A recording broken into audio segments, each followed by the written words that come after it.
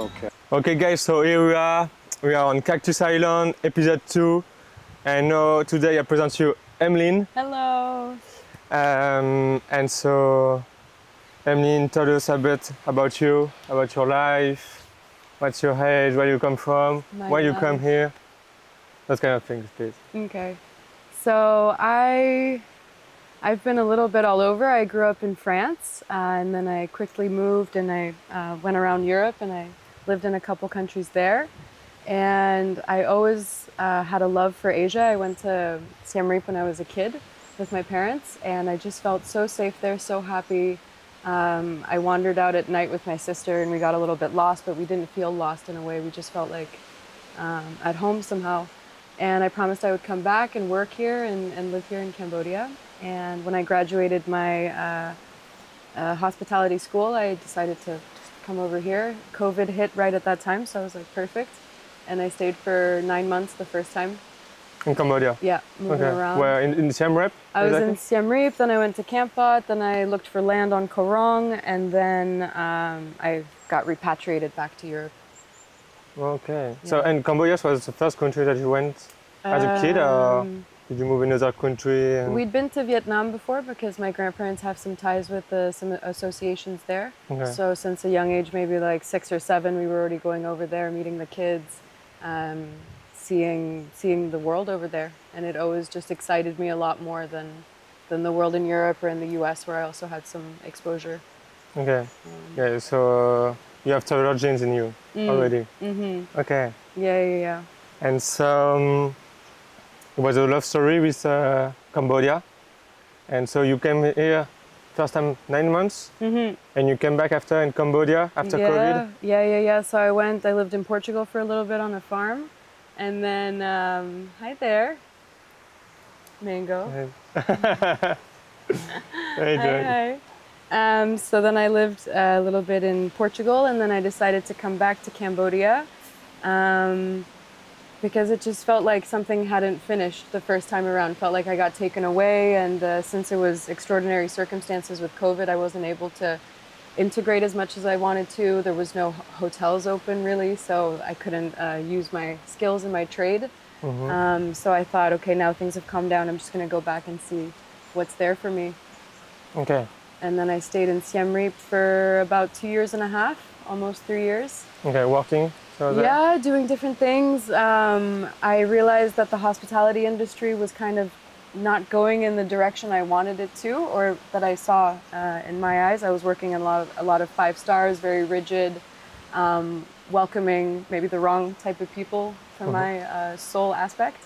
And so I decided I was going to veto that and not do it anymore until I found a place that had heart and soul, and actually you're making a difference in people's lives in a way. It's not just sleeping, eating, going to the pool. Like there's more to it, more to the experience. And so I worked in a guest house or 2 trying to find that same energy, but it was just kind of empty. Like there wasn't a lot of opportunity to make things happen, like change things or I don't know, create really. So I got a little bit fed up with that. I worked in a hospitality school at Salabai, which was really lovely.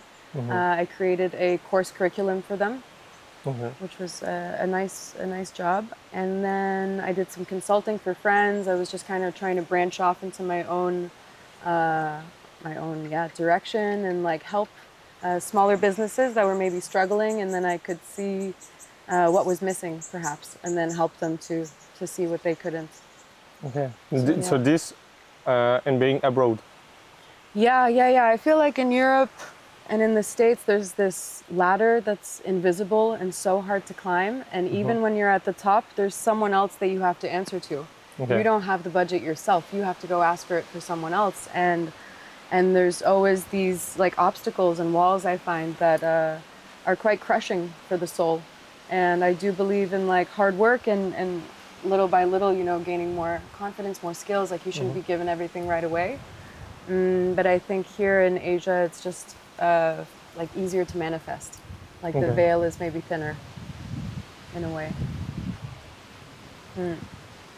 But then, so I was in Siem Reap for a little bit. I got into some bad habits, let's say. And then I decided that I had to leave there because I needed a change in my life. I needed to do something better for myself. Okay. And I felt like Siem Reap, I'd really tried. I loved it there. I had my bicycle, I had my little life, my friends, little activities. Like I was just learning how to be. You know, what do I like to do? What do I like to eat? At what time? Is it when I'm hungry? Is it because it's lunchtime now? Like just trying to relearn these aspects of life that, yeah, didn't feel like part of my control anymore. So that was big. And then they were doing a Psytrance festival here on the island last February. So on Kotakev Island. Yeah. And I'd seen the flyer and I knew they'd done a previous edition, but I really wanted to volunteer and help and see. You know, I don't want to just be a guest. I wanted to be part of it. Yeah, to feed the people, to see how we were gonna get water and the supplies, and 300 pirates were gonna come, and I wanted to be a part of it for sure. Yeah. Okay. Yeah. So I applied, and Jad answered me, a dear friend now. And I was the last message before he was sick for a week, and he just didn't look at his phone and he didn't answer any more messages. So I was the last person he answered, which felt like a little bit of a universe calling, like just things align in a way that makes sense. And since I came here, it's just been, I don't even have the word, like exceptional, magical, marvelous. Like there's so many, you know, to describe. You never quit this island. I don't think, no, I don't want to leave. Of course not. No. I've been looking for... How long you've been here? Over a year. Well, yeah. Yeah, maybe like... So yeah, you fell in love 14 months, yeah. Kotakev, small island at the bottom of Cambodia. Yeah, And right absolutely. now you are... I'm here and I'm organizing things with my partner Alex. He's the owner and he's also the big reason why I fell in love with this place. He is just very inspirational and very beautiful, grounded, magical human that has a lot of hope for humanity and the future and this island. And it gives me hope as well. It does for sure, and all the beautiful volunteers and the people that come our way. Like it's just natural selection, you know, of really good people who want to contribute in a small and big way to the next type of generation, the next type of thinking, you know, more off-grid, more innovative, more self-sufficient, not relying on supermarkets that can close at any point, or the price of gas going up incredibly. Like we're trying to find new resources and ways to not depend on these types of systems that are designed to actually make us feel small and powerless. And we're such infinite beings that it doesn't make sense to me. Yeah, because you can say that right now, Cactus and Kotakev Island are pretty like self-sufficient.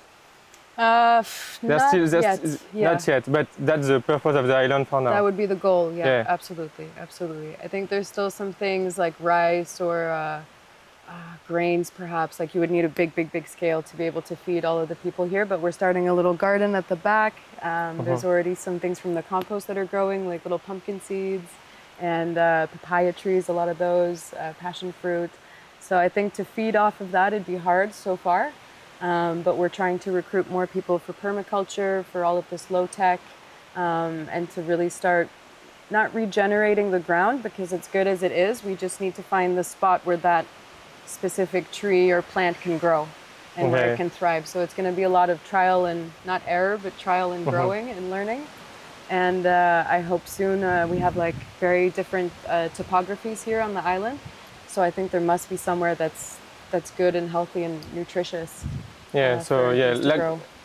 Like all this construction that we have here with the bungalow, with the reception, you try not to force nature like human way. You just prefer to embrace like the topography of this place. Absolutely. To try to find the best spot for everything and not to destroy, but more to create in the right way. That's how it will. We help each other. I've realized being here and being barefoot for the past year, there's this infinite connection between all of us and the roots and the plants, and there's this huge communication system that happens. And you can't put too many fruit plants together because their roots need a lot of communication space underneath, even though it's just one tree like this. The underneath of it is so massive that, the plants need to communicate with each other, talk to each other, like each other.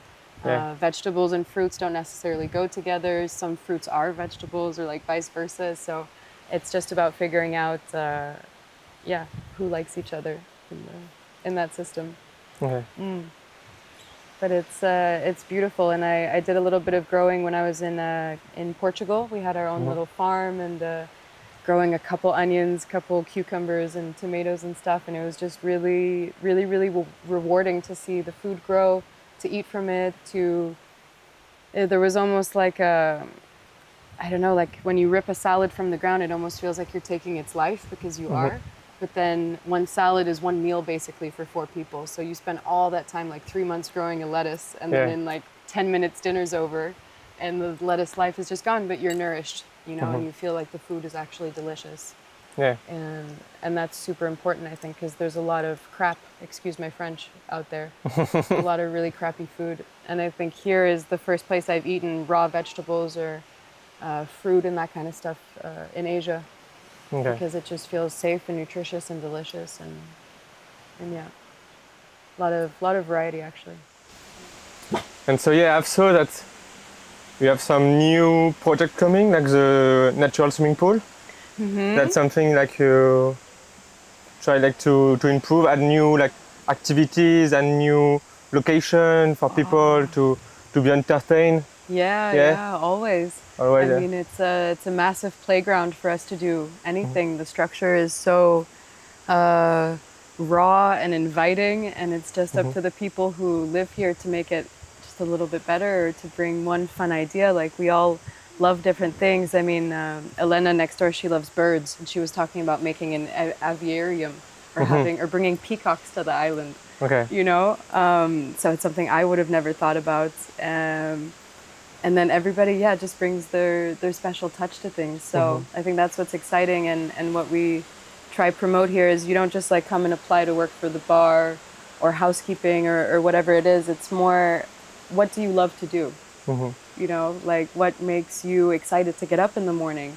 There's the Japanese concept, the ikigai, and that really struck home to me. And it was like, why do we do what we do, you know? And I always thought, if I'm not acting with purpose, then there's actually no point. And I've always acted like that, even through school and that kind of stuff. So I think if people stay authentic to what it is they're actually profoundly good at, because we have skills and talents, all of us, and then there's things that we learn, and there's things that interest us and we pick up over time, you know. And there's different types of like multimedia, there's different types of arts and crafts, like different materials that you could be attracted to at different stages of your life. I think that's really exciting. Because like about art and crafts, we saw previously Mark was an expert in painting. You have you are an expert in jewelry making. I wouldn't say expert yet. But you have like you love to do it. You love to share it, and so you do some class with people who love to join. Yeah. Also seen some people doing things with string. Oh yeah, like macrame. Yeah, macrame. With Maya, she did some art class with us. Yeah. So yeah, everyone can add a little workshop for everyone, just to share their passion.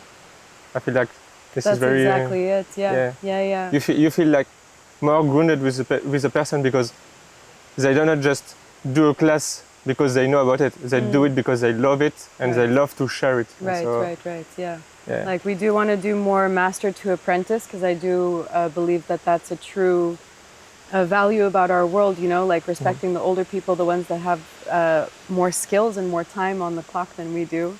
Not that I believe in time really, but I think in terms of manual skills, I think time really does make a difference. But yeah, everybody's just so multifaceted. Like, Iris did poetry yesterday, Malia's going to do some theater. So I think that's so exciting, and it's things that we wouldn't have necessarily tried, or that would have cost probably a lot of money, or, you know, I have to go 45 minutes to get to this one theater place. If I was living in a big city, and here it's just so close range, like everything is just 2 seconds away, and you don't have to think or plan. It's just, oh, now this is happening. I get to just join in and participate, and you don't have so much time to plan or worry or think about how am I going to perform, what am I going to do. It's just such a surprise every time that you're like, okay, let me try and make something. And what I love with the jewelry is I've been doing it for a couple years, but some people just pick it up so quickly, and the creativity that they have only with one piece of, I just give them a piece of copper, electric wire, and then a crystal quartz, very simple point. And from there, they just make like really, really beautiful things. And it inspires me to create more things because at some point as an artist, you kind of like, you have blocks and moments where you don't have so much inspiration. So, and because you share, people come with their own living, with their own like way of thinking, and so they create new things that can inspire you on your own, like on your own ground. So yeah. Because it's the two same pieces of material, but according to each brain, it's going to come out in a whole different way. And it's really rewarding. I really, really like teaching those classes. Yeah. Sometimes it ends up being like 3-hour class, but that's okay because we're there to just take our time, you know, and to not have time. And some people do rush, but most of them take their time, take the piece away. I'd love to do multiple day workshops where we can work on bigger pieces and stuff like that. More time because sometimes you need to sleep on it, pick up the piece again. Okay, no, this stone doesn't really go. I'm going to pick another one. Like, I think if we took more time to appreciate and savor things, we wouldn't be such in a rush, you know, to get everywhere. Rush to yoga, rush to breakfast. Like, where's my smoothie bowl? You know, we don't need that kind of attitude here, I guess. Okay. And what is the activity that you feel more related to here? Like the one that give you something more that just swim into the water, like something that give you a feeling very special. Yeah. I think it's hard. There's so many things. There's so many workshops all the time, different teachers. It's tough. Like I do work a lot, to be honest. I would like to enjoy the flow of life more. And I always say you can't preach wellness without like actually being well and practicing it yourself. So it's definitely a balance that I'm trying to find. And by having everything close by, it's so much easier for me to just jump into these activities, like I said, instead of planning. There's the cost, there's the transport, this and that, which could like deter people before. I just like doing a mix of things. I just love waking up here and seeing what the day brings, I think. Okay. And you so said, go with the flow. Yeah, just going with the flow, and there's always something new to do or something to solve or something online, or I don't know. It's just super exciting that I get to actively think about the future of this place each and every day, you know, doing the present and then the future, dealing with past guests as well. So it's like fusing all of those things into one day that goes way too fast. I find like there's not enough hours for me to do everything that I want to do. But I think some of my best moments so far was, so Mango, it's like this big golden retriever that we found on Facebook Marketplace, and he also changed my life.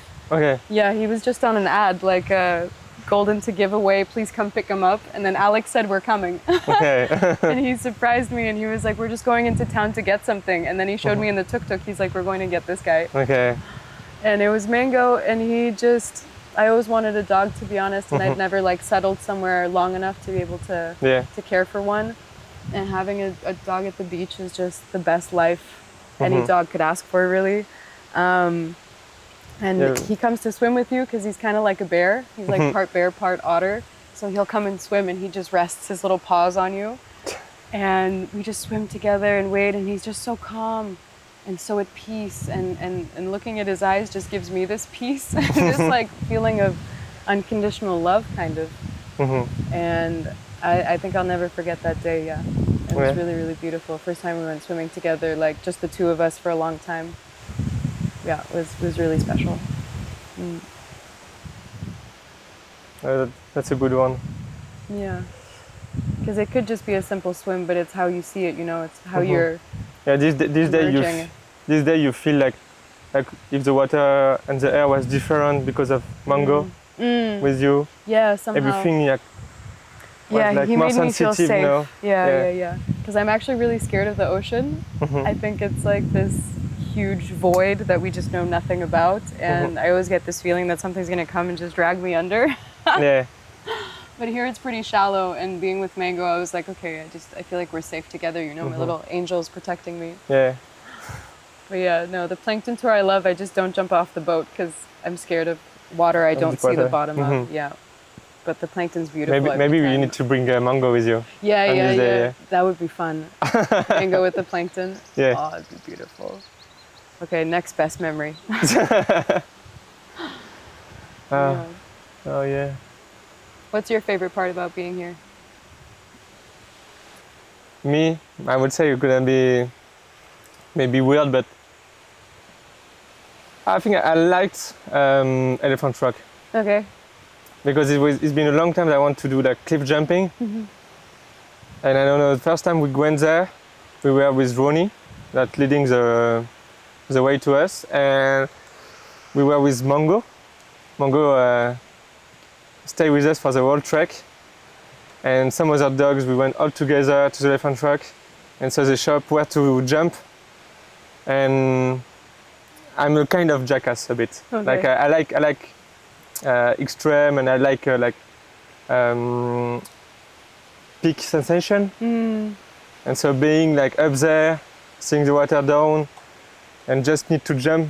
Yeah. Yeah, I feel like I don't know, like just 5 seconds in the air is best feeling for me. Weightless. Yeah. Yeah, I like to throw myself in the in nothing, you know, in water. So Okay. yeah, it was perfect. Wow. Sounds brave. Yeah, it was a long day to go there. It's like because we go across all the island from south to north. So it's like 5 hours trek to go and back with the jump. You sleep so But well after that. Yeah, you sleep very well. Yeah. But yeah, this day, and because it was my first day here, so Oh wow. I think I was like, okay, if this is the goal of this island, I just fell in love. So yeah. And after that, I think my second best experience is not like something very specific. I'll just take this off you. Ouais. All good. And I think my second experience will not be something very specific, but was more about just being able to train, to do training every day. We have like a very good spot to train just in front of the sunset, so you have like beautiful color coming on you when you are doing a workout. You have like this big heavy bag to do like kickboxing on it. It's perfect. And like some people here are in the same mentality as me. So I have Lauren who trained with me and pushed me very hard. But I like this kind of mentality that everyone come with their own personality, but at some point, on some moments, like you met on the same envy and you go along together and you try to push each you two together to the top, and it feels like even better. So yeah, I love this feeling. When I went to art with Maya, and she started to like, okay, I see you do something different, but I like it, and like she pushed me in the back to go further in my feeling and in my envy to create. And so yeah, like objective in a way of like just I have nothing to show or to prove, so just do what you feel like. Exactly. Yeah. People are not here to prove or to do something that are better or that. No, they just want to do something well, and if they can share it, it's just better. That's the goal. Yeah. That's so nice. Yeah.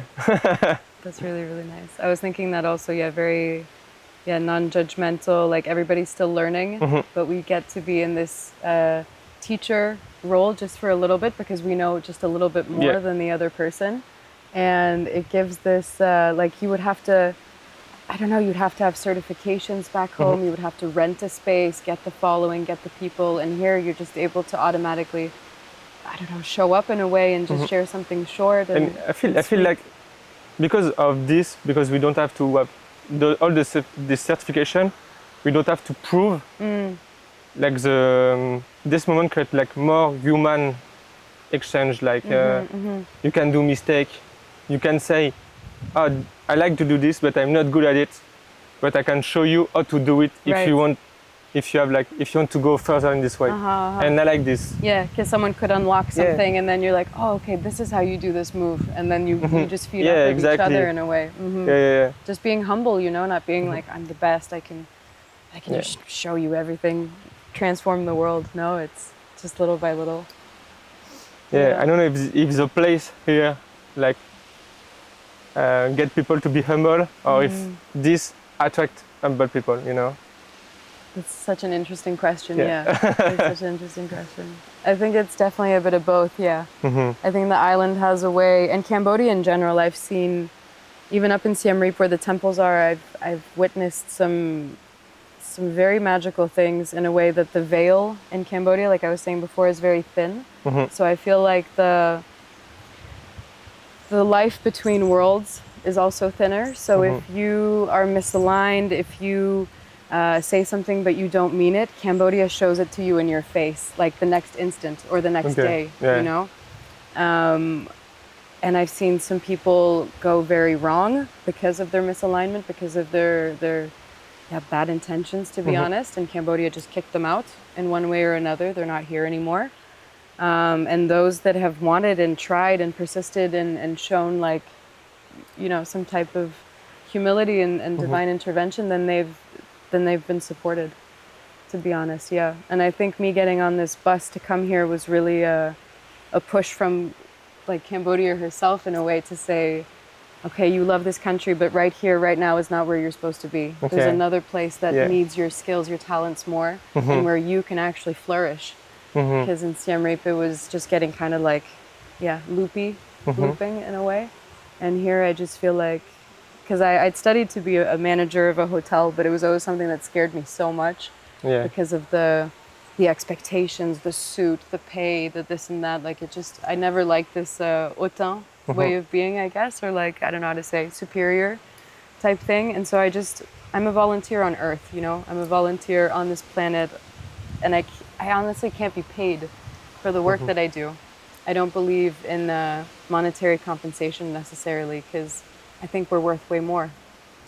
You know, if I could pay everyone in gold and jewels, I would, because that's what I tell them. I'm saying like a salary or a volunteer salary in Cambodia is just not, it's not what you're actually worth, you know, like the content you produce for us, it's worth thousands or millions in the world of today. I don't know actually what the value is, to be honest. So that's the thing, we provide a place, a space, like an experience, and we can't sell it more than it is. It's a deserted island, you know, where people come together and just have fun and learn new things. So I think that's really what made me like vibrate and get excited again and want to hold space for these people. And I mean, there's people that cry at checkout.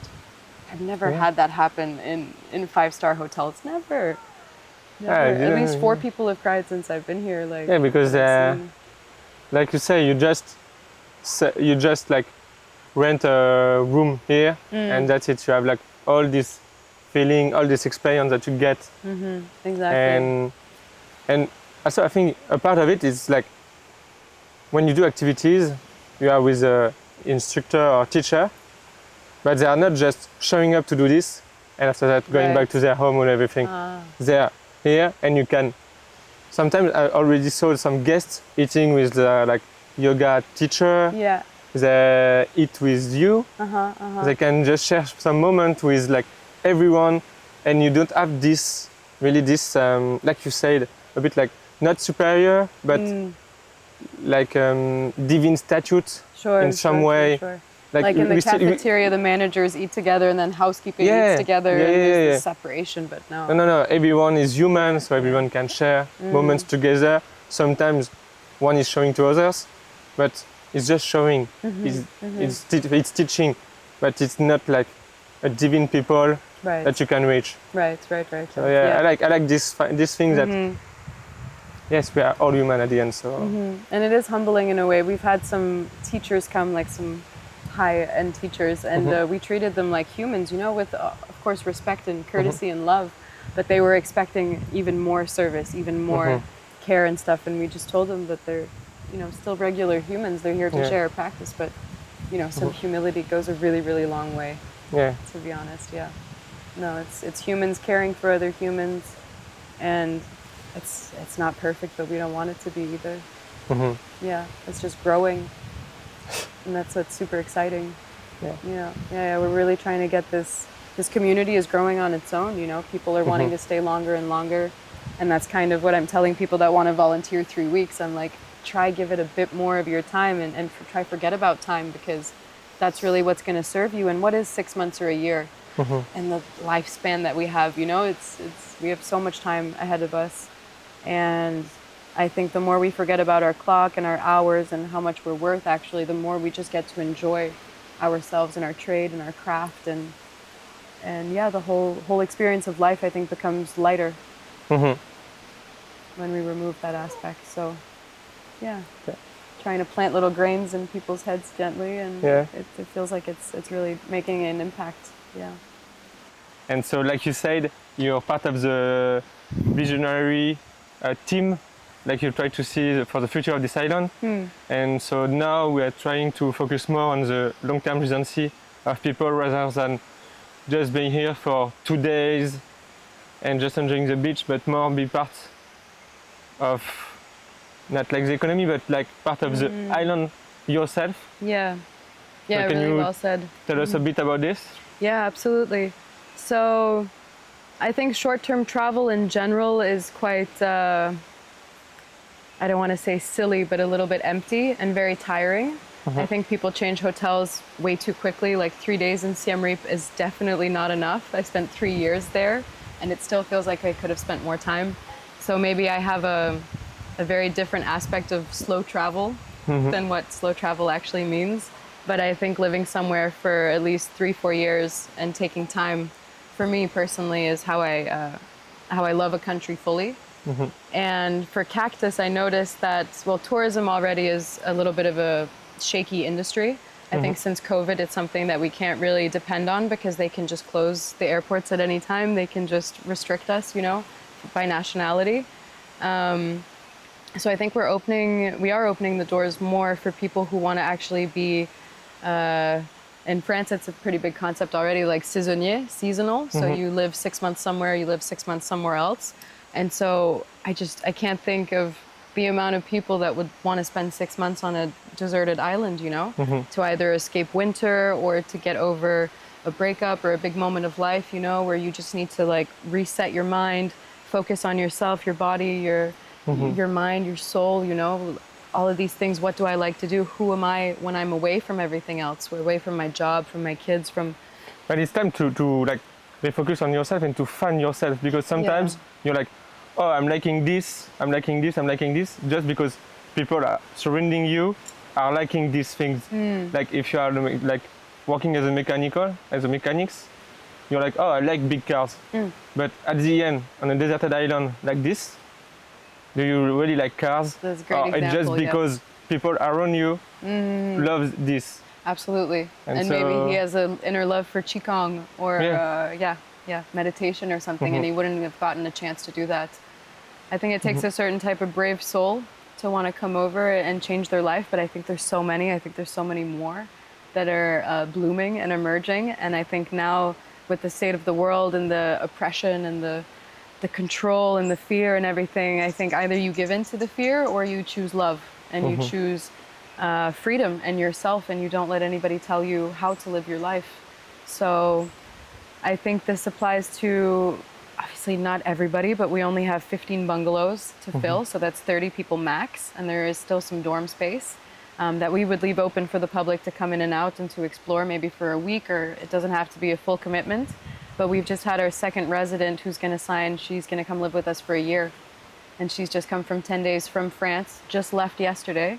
She's coming back in September to live here for a year because she needs to change her life, because she needs to have this reconnecting to herself, to her life, to understand why we're here, part 2, part 3, you know, it's so many chapters of us as a being. And I'm just really excited to do that and to open the space. Because I think when I travel, I always want to contribute where I go. I want to wash the dishes, or I want to help, or I want to, you know, think of something, get my hands dirty. I've never liked being a guest, and I know many people are like that.